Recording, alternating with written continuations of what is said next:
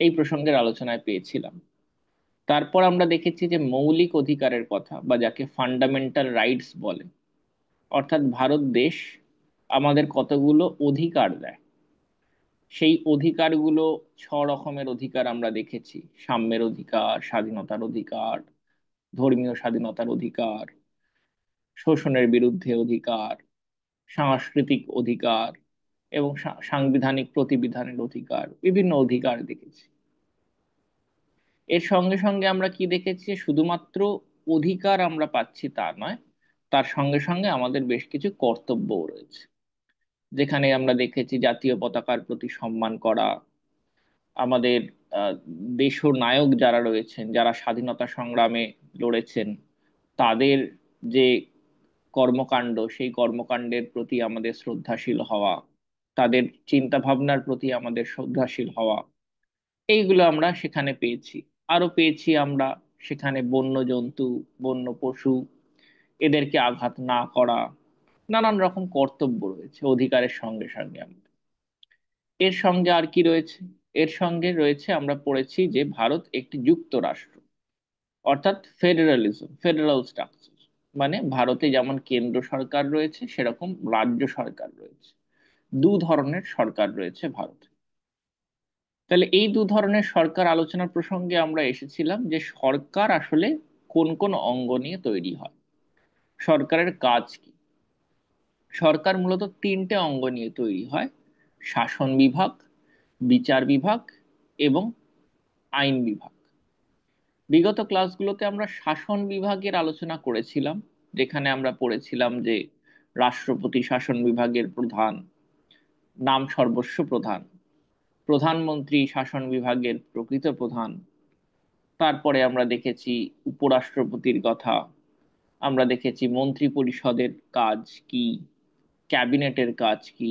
এই শাসন বিভাগ নিয়ে আমাদের দীর্ঘ আলোচনা হয়েছে। গতকাল আমরা শুরু করেছিলাম আইন বিভাগের আলোচনা। সেই আইন বিভাগের আলোচনায় আমরা শুরু করেছিলাম কেন্দ্র সরকারের যে আইন বিভাগ তার আলোচনা। কেন্দ্র সরকারের আইন বিভাগের মধ্যে আমরা দেখেছি যে লোকসভা এবং রাজ্যসভার কাজ।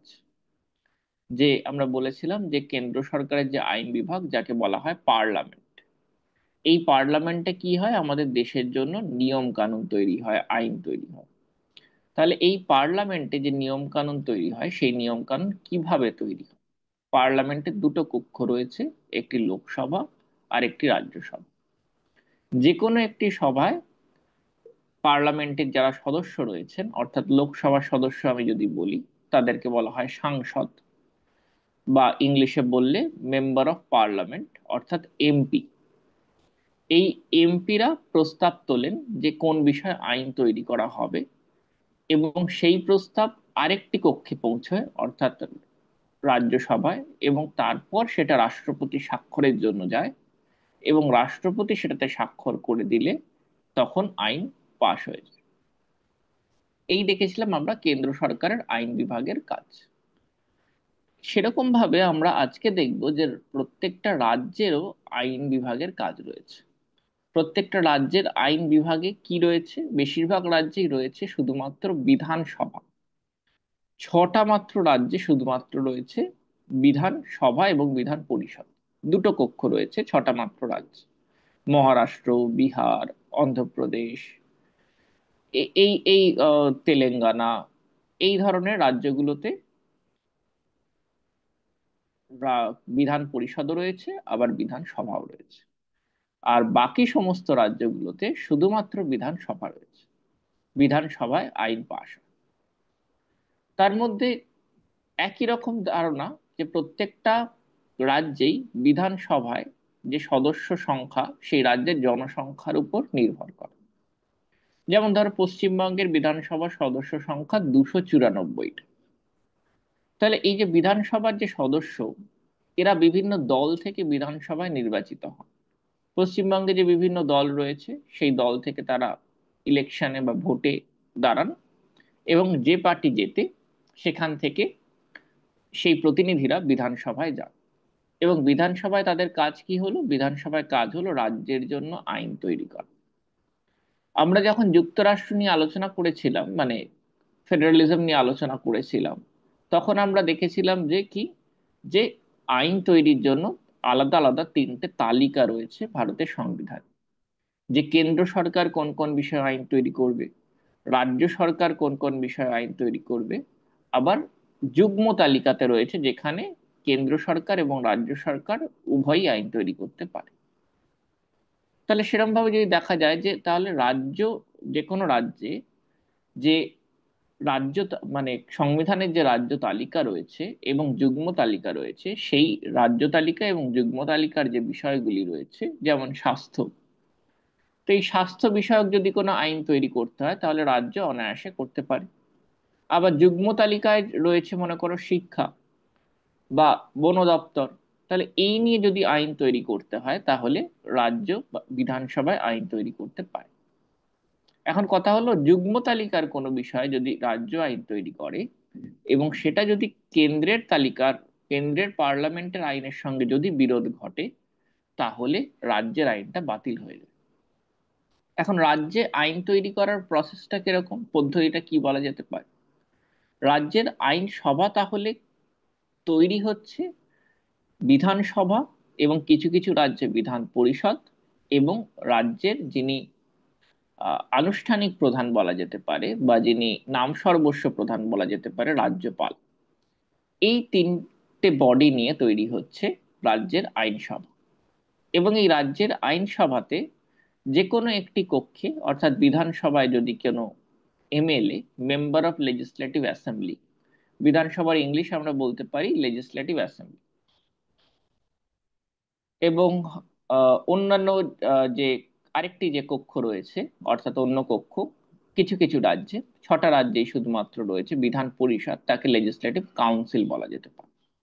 তাহলে এই এম মানে মেম্বার অফ লেজিসলেটিভ অ্যাসেম্বলি অর্থাৎ এমএলএ, এমএলএদের মধ্যে থেকে কেউ একজন কোনো প্রস্তাব উপস্থাপন করতে পারেন যে এই বিষয়ে রাজ্যের আইন তৈরি করা উচিত, এবং সেই বিষয়ে বিধানসভায় ভোটাভুটি হয়, এবং বিধানসভায় ভোটাভুটি হওয়ার পরে সেটা বিধান পরিষদে পাঠানো হয়। বিধান পরিষদকে 14 দিনের মধ্যে এর উত্তর দিতে হয়, এবং না দিলে সেটা ধরে নেওয়া হয় যে বিধান পরিষদে পাশ হয়ে গেছে, এবং তারপর সেটা রাজ্যপালের কাছে যায়, এবং রাজ্যপাল তাতে যদি স্বাক্ষর করে দেন তাহলে সেটা আইন হিসেবে গণ্য হয়। আর যদি তিনি মনে করেন যে স্বাক্ষর করবেন না, এই আইনটাতে কিছু সংশোধনের প্রয়োজন রয়েছে, তাহলে রাজ্যপাল আবার বিধানসভায় সেটাকে ফেরত পাঠাতে পারেন, সেই বিলটাকে ফেরত পাঠাতে পারেন। আবার তিনি সেই বিলটাকে কিছু প্রস্তাবের জন্য রাষ্ট্রপতির কাছেও পাঠিয়ে দিতে পারেন। রাষ্ট্রপতি যদি তাতে সম্মতি দেন তাহলে সেটা আইন হিসেবে পাশ হয়ে যাবে, আর যদি না দেন বা রাষ্ট্রপতি নিজের কাছে রেখে দেন তাহলে সেটা আইন হিসেবে পাশ হবে না। তাই এইভাবে রাজ্যের আইনসভা আইন পাশ করে থাকে সাধারণত। তবে এই রাজ্যের আইনসভার যে দ্বিতীয় কক্ষ, যেটা 6টা মাত্র রাজ্যে রয়েছে, সেটাই যে নির্বাচন পদ্ধতি, তার নির্বাচন পদ্ধতি একটু পরোক্ষ, কিন্তু বিধানসভার নির্বাচন পদ্ধতি প্রত্যক্ষ নির্বাচন। অর্থাৎ আমরা যারা 18 বছর বয়স হয়ে গেছে তারা ভোট দেয়, এবং ভোট দেওয়ার ফলে 294 জন সদস্য, পশ্চিমবঙ্গের বিধানসভার যদি আমি উদাহরণ দিই, তাহলে 294 জন সদস্য সেই ভোটে নির্বাচিত হয়ে প্রতিনিধি হিসেবে বিধানসভায় যান। অর্থাৎ বিধানসভায় তাহলে কি হয়, প্রত্যক্ষ নির্বাচনের মাধ্যমে সদস্যরা বিধানসভায় যাচ্ছে। আর উল্টো দিকে বিধান পরিষদের কারা যাচ্ছেন, বিধান পরিষদে যারা যাচ্ছেন তারা কিন্তু পরোক্ষ নির্বাচনের মাধ্যমে বলা যেতে পারে কিছুটা যাচ্ছেন, বা পরোক্ষ ঠিক নয়, সমাজের কিছু কিছু অংশের মানুষের থেকে নির্বাচিত হয়ে তারা যাচ্ছে।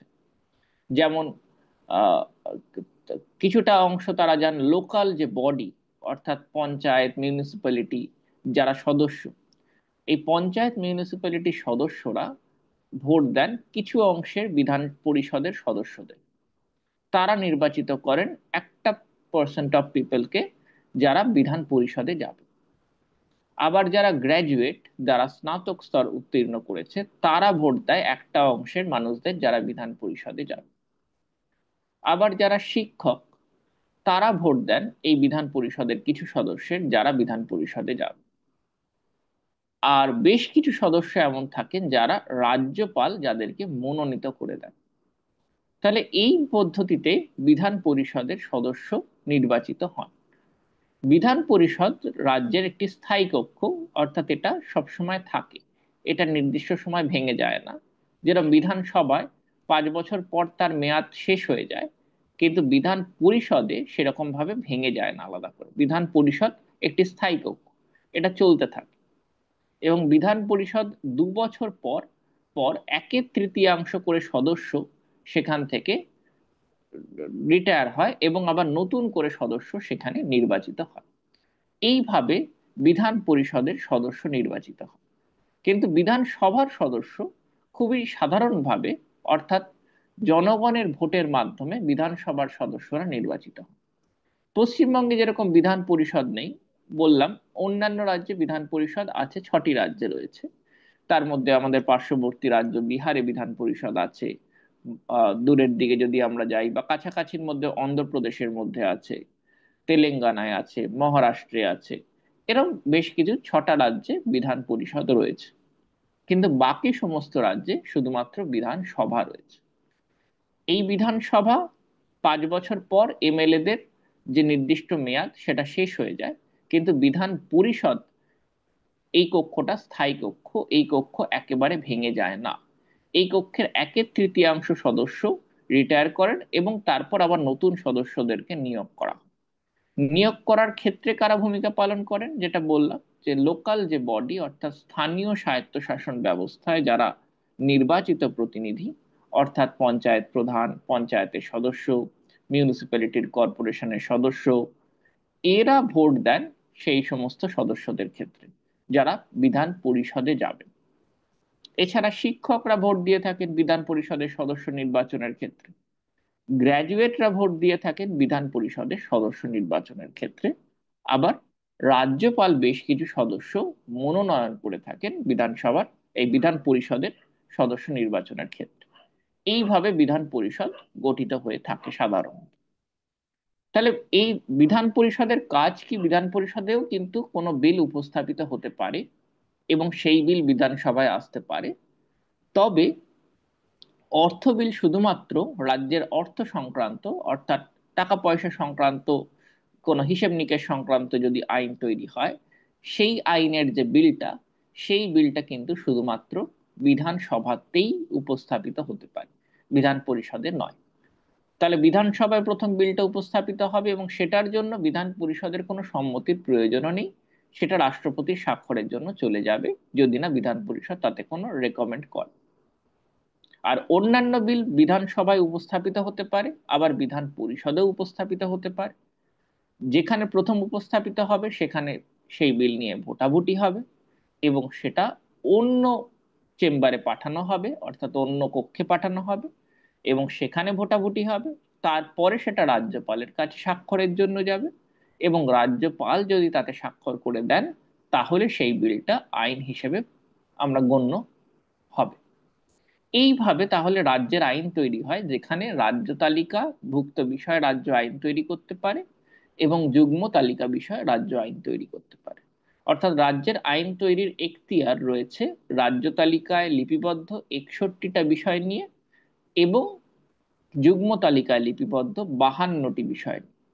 এই এই বিষয়গুলো নিয়ে রাজ্য আইন তৈরি করতে পারে, অর্থাৎ বিধানসভা বিধান পরিষদ আইন তৈরি করা যায়। যদিও কথা হলো যে এখানে যুগ্ম তালিকায় যে বিষয়গুলো রয়েছে 52টি বিষয়, অর্থাৎ শিক্ষা, বন দপ্তর, এই ধরনের বিষয়গুলো নিয়ে যদি কোনো, বন সংক্রান্ত বিষয়, এই ধরনের বিষয়গুলি নিয়ে কোনো যদি আইন তৈরি হয়, রাজ্যের আইন যদি পার্লামেন্টের আইনের সঙ্গে যদি বিরোধ ঘটে, তাহলে কিন্তু শুধুমাত্র রাজ্যের আইনটাই থাকবে, এই কেন্দ্রের আইনটাই থাকবে, অর্থাৎ পার্লামেন্টের আইনটাই থাকবে, রাজ্যের আইনটা কিন্তু বাতিল হয়ে যাবে। এইভাবে তাহলে আমরা দেখতে পেলাম যে রাজ্যের আইন তৈরি হয়। এবার রাজ্যের আইন তৈরি প্রসঙ্গে তোমাদের কোনো প্রশ্ন থাকলে বলো।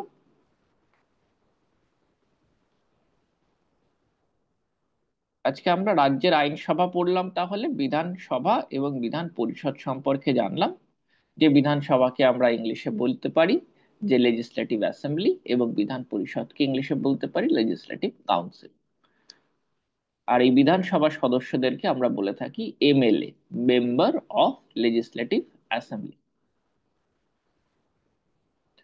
ঠিক আছে, তোমাদের কোন প্রশ্ন থাকলে বলো।